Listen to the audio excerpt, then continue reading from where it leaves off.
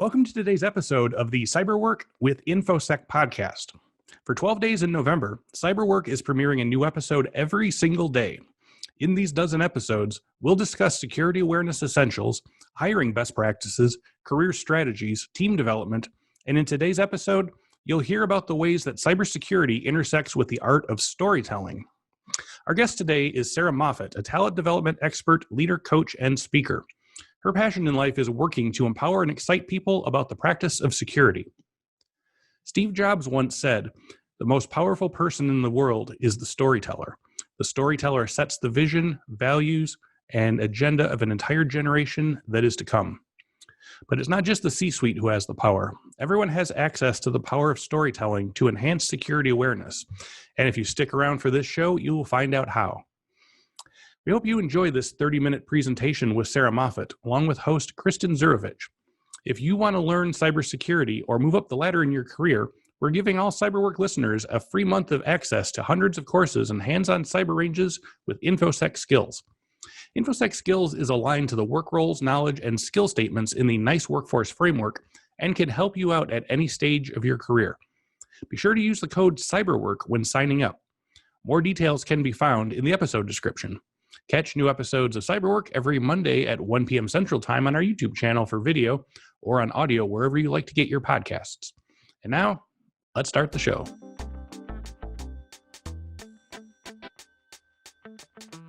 I worked at HHS when the news hit about migrant children being detained at the borders. Officials were doing their best to accelerate the legal proceedings, but the logistics and all of those issues were really slowing down the process, and the crisis was really getting worse by the day. And that's when my friend Lisa stepped up. Lisa worked in the Cybersecurity Operations Center doing communications, and when she heard about the issues they were having at the border, she just jumped into action. She came up with a networking strategy, she assembled a team, and they literally just flew down to the border. Pretty neat, right? So she and her team set up an entire set of virtual private networks, encrypted, protected, and what it did was it allowed the children immediate access to attorneys across the country, to judges across the country that could adjudicate their cases to get them reunited with their parents much faster. Lisa's quick work, her innovation, her take charge attitude made a huge difference in the lives of countless children and their parents. I mean, talk about having a monumental impact using the power of cybersecurity and technology. And this is why we need more women, more creative thinkers, more diversity in the field of cybersecurity. When you're telling a story, what you want to think about first is, where are people right now? And then you want to think, where do I want them to go? And this is the most basic explanation of how storytelling works in cybersecurity and in business. My friend Pete always says, numbers tell, stories sell. And why is that? It's because we are hardwired for stories. You and me, we are. Our instinct to listen and tell stories is literally a survival skill that we have had since humanity started. We are narrative beings. It's how we all make sense of the world. So what's important now is to recognize that storytelling isn't just an essential survival skill, it's an essential business skill. It's how we brand ourselves in our companies. Stories are literally the foundation of how our companies communicate who they are and what they stand for. And stories are how we can overcome barriers, including technology barriers. Telling a story can be a crucial element of bridging skill gaps, communication gaps, funding gaps, training gaps, and human gaps in understanding. So what I do is I call storytelling the soul of technology, or the soul of cybersecurity. How we implement stories can bring fresh air, a sense of connection, a sense of community to every aspect of business. So we can use stories in the C-suite with our boards. We can use stories to talk about technology and help bring more people into the field, like I talked about at the beginning of the session. The thing is that storytelling is the most ancient gatherer of people. Millions of years ago, man created fire. And yeah, sure, it allowed us an opportunity to get warm, to cook our food. But what it did was it brought people together and it created communities. And so now I think of storytelling kind of like in its business renaissance. And I want every single person watching, I want you watching to understand that you can be a storyteller, even if you don't think that you're super creative. I want to empower you to find your own stories in your own voice and give you a path forward, whether you're briefing your senior leadership or trying to explain to your daughter what it is that you do for a living. So over the next 20 minutes, I'm going to share with you some of the things that I've learned from being in technology for 17 years, from being the daughter of a novelist and also the daughter of a senior systems analyst. And I also went through the TED Masterclass training, and I have developed and delivered a TED Talk on the TED stage at TED headquarters in New York City. So I'm bringing all of this to you guys to hopefully inspire and empower you, and to remind you that it's not people or armies or gold or flags that unites people. It's stories. There's nothing more powerful in the world than a good story. And think about that. That's so true. Nothing can stop a good story. Even when you hear a story that's not true, you just want to tell it. And when you find out it's not true, you still kind of tell it anyway. Nothing can defeat a good story. Nothing can top a good story. So in business, a good story creates breakthroughs, and it helps people imagine the future today. It can create like a collective vision for what we're doing and help bridge the gap for our clients, for our customers, for our stakeholders, and help our organization grow. And the important thing to remember is if you lose sight of your story, of your business's story, of your team's story, of your personal story, you're going to lose sight of who you are. Because again, we are narrative beings. And so stories allow businesses and organizations and individuals to distill complexity through something really compelling. So it becomes simplified, it becomes adoptable, it becomes an emotion, and it can bring fresh perspective that brings energy to what you're doing. So when we're thinking about creating narratives, we can create breakthroughs, we can share vision, and it helps us keep sight of who we are. But stories also can allow us to create narratives for how or why something works. And I just want to give you a couple quick examples. You've most likely heard the story of Little Red Riding Hood, right? Red's out for, she's getting ready to go out for a walk. Her mom says, stay on the path, do not leave the path, go straight to grandma's, don't talk to anybody. So there goes Red down the path. She runs into the wolf, and she and the wolf have a conversation. And throughout the conversation, the wolf learns a couple key pieces of information because he's asking some pretty good questions. And he learns where grandma lives because Red gave away her personally identifiable information. And he learns that grandma's sick because Red gave away grandma's personal health information. And the wolf is able to use this information that he got through social engineering to get this information from Red. And then he did one more great manipulation trick that we all know. We know it in the real world, and now we know it in the virtual world. And that was, he said, hey, you see that field over there? It has beautiful flowers in it. Don't you think your grandmother would love them? And even though Red knew she wasn't supposed to go into the field, even though you're not supposed to click the link, she went and did it. And while she was distracted, the wolf ate grandma. So I'm able to take the story that we all know, we've heard a million times, and I get to use it to help people understand what social engineering is, right? A good narrative can help create a breakthrough. It can help overcome complexity. When I was a kid, here's another good one. When I was a kid, when I had a secret passphrase with my mom, so that if somebody came up to me on the playground at school and said, your mother's been in a car accident and I have to take you to the hospital, that I would know if they were, not a kidnapper, basically.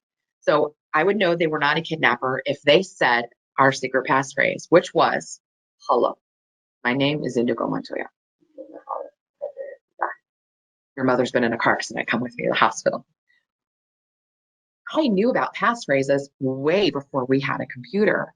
And you knew about passphrases way before you had a computer because your parents taught you probably. And so now I get to use that story to help people understand that we've been using passphrases forever. It's again something we know about in the real world that we get to apply to the virtual realm. So that's a cool way that stories can really impact business and really impact the bottom line. But also, stories can create or break trust. So some of you on the phone are working in talent development. And you're probably looking for ways not just to recruit, which you could use the Lisa story for a great recruiting story, but you're also looking for ways to retain your talent, to build the culture. And so it's really important to recognize that stories are integral to how the culture is founded. Stories are how you brand yourself, whether it's your personal brand or your company's brand. And that's why I say you've got to keep sight of what are the stories you hear about the company? What are the stories that you hear about leadership? So for example, if you hire me and you say, Sarah, I have an open door policy. I want to hear your ideas. I will always make sure that you get credit for your work and let's work together. Let's be innovative. And then I go back and your team tells me, no, I gave her my ideas once and she took them to senior leadership and she said they were hers and I never got any credit for it. And now she won't let me talk to senior leadership. Well, that story just completely undermined all of the other stories I heard about the company.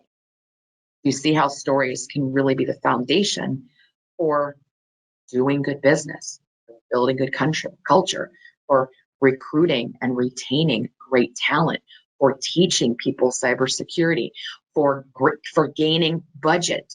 If you tell a great story in the boardroom, if you tell a great story to your boss about why you need more money. So there's things that we can do to share company values, to make or break trust, but it all starts with an idea.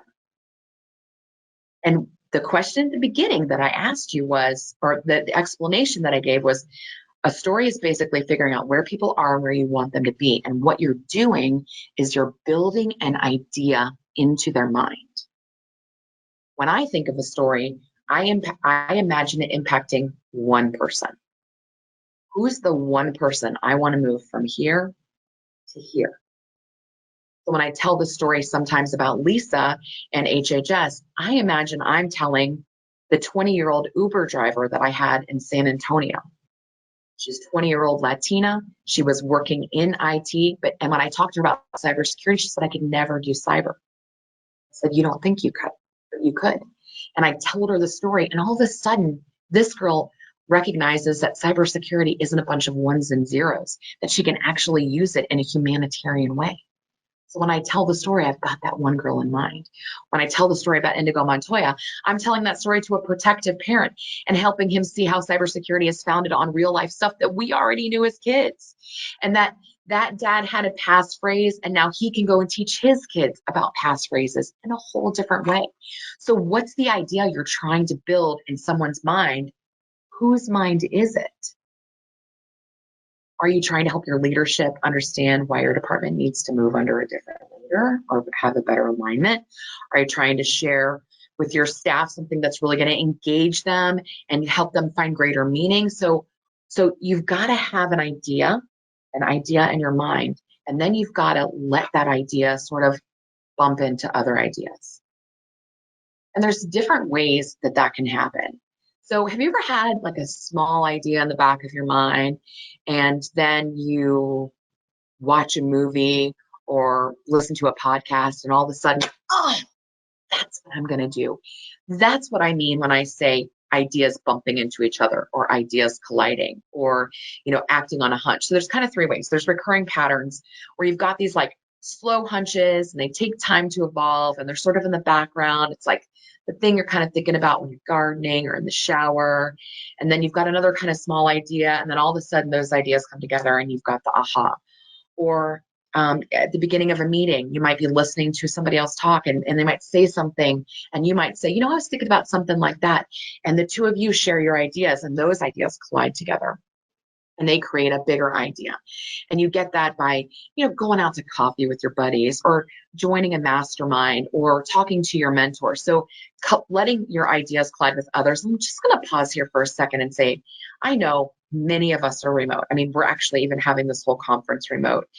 But remember to take time to connect with other people. If you are hosting a meeting, don't just jump into the meeting. Take a couple seconds to like chill and talk with other people before the meeting starts.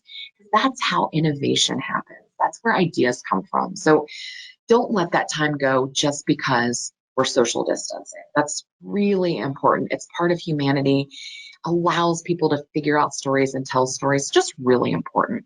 Okay, finally, you could be watching Harry Potter. This has happened to me more times than I would like to admit. And all of a sudden I get a great idea because, Voldemort did something and I think, oh, that's what a social engineer would do. I don't know. But you get ideas in funny ways. Once you get those ideas, the next thing that you've got to do is you've got to create a through line. And creating a clear and captivating through line is maybe the most important thing that you can do in developing your story. So, what is the exact precise line that what is the exact precise idea that you want to build in your listener's mind? What's their takeaway? How will you express yourself in a way that's going to draw that person in, right? You might even think about how someone else is going to tell that story. So when I tell the story about Lisa and HHS and saving the kids at the border, you might retell that story and you might forget her name. You might forget what agency I work for, but you're going to remember the key concepts of innovation, technology, cybersecurity, reuniting kids. And that's because of the through line. The through line I pick for that one is minority women solve critical humanitarian issue through technology and tenacity. If I was telling that story in another case, I might say how cybersecurity can restore separated families. If I'm talking to my boss about needing to do better diversity hiring, I might say, I might use that minority women solving critical humanitarian issues, right? So there's different ways that you can tell the story using different through lines. So when I think about how I'm going to tell the story, again, I'm thinking about that one person I'm telling it to. I'm thinking about how that person might retell the story. And I'm thinking about what they're going to feel through that story. And so that is what you want to kind of think about through your through line. So you've got your idea. You know that you want to build it in somebody's mind. You've got a great through line that's going to really kind of get you in there. Your through line should be 15 words or less. You want it really succinct. Here's some other tips when you're getting ready to tell your story, when you're creating a story. Make sure you know your audience. I'm kind of beating this horse a little bit, but you got to know who you're talking to. You just have to know who is that person whose idea you need to have that in their mind. Don't try to pack things into your story. Don't rush. It just jams everything up. Figure out why what you're saying matters. Not to you, to your audience. A lot of times we want to talk about what matters to us because we want you to know how we're feeling. But when you're telling a story, it's not about how I'm feeling, it's about how you're feeling. So I want to tell you what's going to get you drawn in. So make sure you've got some real examples because that always works the best. Cut back on your topics. Cover less for greater impact, right? And then when you think about that, let your through line be the filter. And so you filter out a lot of things that you might otherwise say. And I'll give you an example about that in just a second. You've got the idea, you've got some tips. Ask yourself, is this a topic that you feel really passionate about? And if you don't try to tell the story. I needed more budget dollars for a project that I was working on. I'm not the budget girl. I don't feel passionate about budget, but my friend Helen does. So I asked Helen to tell a story because Helen's going to be really captivating because she understands the money. She's going to be able to tell the good story that I kind of tag on at the end. So you might not be the right person to tell every story. Make sure that if you're going to tell a story, you're passionate about it. Make sure your story is inspiring curiosity, right? You want people to feel things. You want them to be engaged emotionally. So, when you're listening to the story about Lisa and the kids at HHS, were you thinking like, how did she get the VPN network in there? How did the kids get reunited? Like there should have been questions that you had in the back of your mind. Inspire curiosity. A great question to ask yourself as you're creating your story is this story a gift or an ask? It's okay to ask for something at the end of your story, but your story should not be taken away from someone. It should be a gift. As humans, we want to learn new things. We want to have new ideas. So if your story is giving somebody an opportunity to feel something, to get a new idea, to come up with a solution, then your story is a gift. If you're just talking to talk because you finally have some time with your leadership and you feel like you got to make a point, that's an ask. So make sure your story is a gift. Make sure that you can explain your story well in the time that you have available. It's just really important. And you might think, I only have 10 minutes. I only get to talk to these folks twice a year. I'm going to pack it all in. Don't do that. It's just, you're not going to have the impact you want to have. You're just not. Think about, is your story fresh or is the information already out there? So like Little Red Riding Hood's obviously not a fresh story. We've all heard it a trillion times, but I made it fresh in the way that I told it and the emphasis that I put in it and the emotion that I used and the cybersecurity twist. So make sure you're adding some freshness to your story and maybe tweak it a little bit for different audiences. Make sure that you're making it worth your time to come up with a good story and worth your listeners' time. It's got to be valuable. Okay. And then the last question is really important is, are you the credible person to tell this story? If somebody asks questions, can you give more information? Are you the right person to tell the story? Okay. Solid through line. You've got the idea. You've got it all written out. You know it's a gift. You know it's fresh. You know that you're going to kill it when you tell it. Okay, the key to killing it when you tell your story is to practice, practice, practice, practice. When I was getting ready to do my TED Talk, I practiced it on dozens of people. But I would only practice it with people that I could see. So I would only do it in person or I would only do it on the camera because I knew there were places where I wanted them to react. And so I would only do it if I could see the reaction. And if they weren't reacting the way that I wanted them to in a certain spot, then I could tweak it a little bit. So practice where you can see people's reaction. Plan your story again for an audience of one. If you can find somebody to practice with that is similar to that audience, that's perfect. Perfect. If you're delivering your story as part of a presentation or request to a board, or if, oh my gosh, if you're delivering it to kids, for sure, make sure you practice with a camera. So record yourself. It's painful sometimes because we don't like to watch ourselves. You need to do it. So practice, watch your facial expressions. So when I did my TED Talk was Modern Mentoring, How to Develop a Roundtable as Legendary as King Arthur's.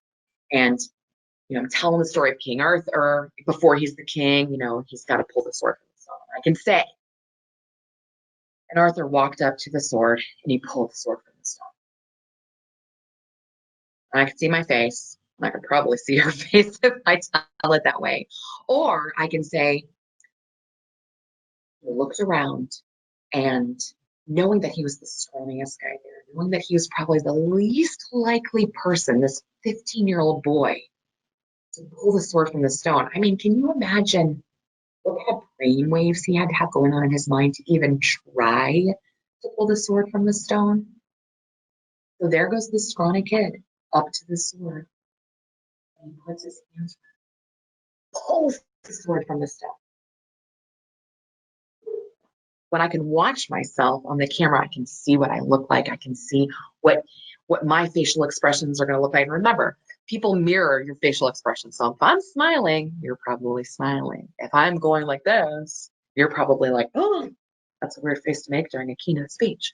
Anyway, so make sure that you're like watching yourself and then finally look for ways to cut back. My original TED Talk was 22 minutes. They asked me to cut it back 4 minutes. And I was like, oh, this hurts so bad. So I cut it back. 2 days before the TED Talk, they asked me to cut it back 4 more minutes. The one that I ended up delivering was 14 minutes long. And what I had to do was I had to go back to my through line. and then go to my script. And I scripted it, but I rehearsed it a bunch of times so that I had it down. And I went back to my script and I started to take out stuff that didn't tie directly to my message. And it helped a lot. Okay. So this is from this book called Unleash the Power of Storytelling, this little graphic I've got here on the screen that you can see. So you got your idea, you know your audience, you know the idea you want to share with them. Make sure you've got a challenge in your story. Every story needs a challenge. And make sure you've got a character that's going to overcome that challenge. That's super important. And then finally, you've got to make sure there's resolution. Don't leave people hanging, y'all. Don't leave people hanging. A kind of cool thing that you could do, though, is you could tell part of the story. You could tell all about Arthur, and he walks up to the sword. And I could pause there and I can say, what must have been going through this? What would go through you? And I can say, have you ever been in a business meeting where you've got something that you know you want to say and your heart is pounding out of your chest and you're afraid to speak up and you know you have to, just like Arthur. So you can kind of leave them hanging for a minute, but you got to make sure that you resolve it. Okay. So I'm wrapping up to the end here, and I want to show you how a good story can be persuasive and influential. Stories are like a primer that nudge people in the direction that you want them to go into. Remember, you're planting an idea in their mind. So I could start off saying, we only have this many percentage of minority women in the workplace, but that's not going to persuade you into action because numbers don't persuade. Reasons don't persuade. Emotions do. And if I get straight to my point, it can come across as abrupt or abrasive. So instead, what you want to do is you want to find a story that can kind of nudge people to start feeling a certain way. And you want to say things so that they can put themselves in the shoes of the character and let them feel some emotions. Remember, our brains want new ideas. So we make sure that we're giving a gift. So here's the way that I do this. And I learned this from a guy named Brendan Burchard. Affirm, aspire, affect. 3 critical parts to your story. So I'm going to tell the Lisa story again, blah, blah, blah, blah, blah. She saved the children, the end. And I'm going to affirm what you're thinking. I'm talking to my leadership, okay? Listen, I know we have a terrific staff here. We've got really engaged workers. We've got some real problem solvers here. And I know that we have kind of a finite amount of money and resources for recruiting. I've affirmed where you are. Now I'm going to ask you to aspire to greater. But wouldn't it be amazing if we could take just a little bit of that money and start to really, I want to just do maybe 1 or 2 recruiting events at historically Black colleges or all women colleges. Because can you imagine what our already great team would look like if we just infused them with positive energy from younger graduates, from socioeconomically diverse backgrounds, from ethnic backgrounds? I mean, can you imagine the problem-solving power that we would have with that much diversity? Do you hear how I'm talking about this? I'm using affect. I'm using emotion. I have affirmed where you are. I'm asking you to aspire to greater. I'm giving you a gift and letting you emote. And what is happening here is that I am influencing you. I am teaching you how to think about yourself, others, and the world around you. Thinking about yourself, your company. We are already in a great place. This is how I'm affirming you. Now I'm asking you to think about others. Can you imagine what it would do for our team if we could bring on some great, new, innovative talent, some diverse thinking, like what that would do the world around them? Can you imagine how our stakeholders would take that? Oh my gosh, the new products we could come with it really impact the bottom line. We could serve our consumers so much better. That's what a story of influence does. It helps you affirm where people are. It gives them this idea. It allows the idea to grow into an aspiration. It teaches them how to think about themselves and the world around you.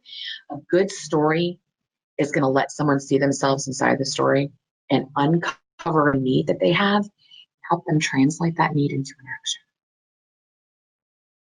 You can share your vision like this through a story in a natural way. Get on board. It creates connection. It creates community. And that's what we want to do. So I'm at the end of my session today. It flew by. I'm so grateful to Infosec for inviting me. And listen, I know you guys have another session to go to, but do me one small favor before you go. Something I said inspired you. Something I said gave you an idea. One of your ideas bumped into one of my ideas. So before you go to your next session, grab a piece of paper or something and just jot down. Just like take 2 minutes to jot down. Because if you've got an impulse or a goal, you got to act on it right away. Do something physical right away so your brain doesn't kill your idea, right? So just get that idea down. Spend 2 minutes before you go to your next session and just jot it down for me really quick. Okay. So thank you so much for having me here. It's been a real honor. I want to invite all of you watching to email me any questions you have. My email address is right there. It's sarah@leadingladies.co, not .com, .co. I also would love for you, especially if you are a woman, to follow me on Instagram. Leading Ladies Co. is the Instagram handle. I'm all about building community, all about inspiring and empowering women through a multitude of different ways. And then I also invite everybody to connect with me on LinkedIn, linkedin.com/in/Sarah C. Moffatt. Thank you all so much. This has been just a divine opportunity. I hope that I inspired you. I hope that you'll go tell a great story. And I hope that you felt all of these ideas and it is inspiring you with a couple of your own. Thanks for checking out Storytelling and Cybersecurity, the Impact of a Great Story with Sarah Moffatt. Join us again tomorrow for our next episode, Why We Need to Rethink the Human Factor, featuring security awareness writer, consultant, and podcaster Bruce Hallis, who you might have previously heard right here on Cyberwork. Bruce will crystallize and solidify some of the concepts we talked about and explain the importance of moving cybersecurity away from a have-to mindset, i.e., I have to do this because my IT department said so, and moving it towards a want-to mindset. Cyberwork with Infosec is produced weekly by Infosec. The show is for cybersecurity professionals and those who wish to enter the cybersecurity field. New episodes of Cyberwork are released every Monday on our YouTube channel and at all the places where you like to get podcasts. To claim 1 free month of our Infosec Skills platform, please visit infosecinstitute.com/skills and enter the promo code CYBERWORK for a free month of security courses, hands-on cyber ranges, skills assessments, and certification practice exams for you to try. Thanks for listening, and I will see you back here tomorrow for more cyber work. Bye for now.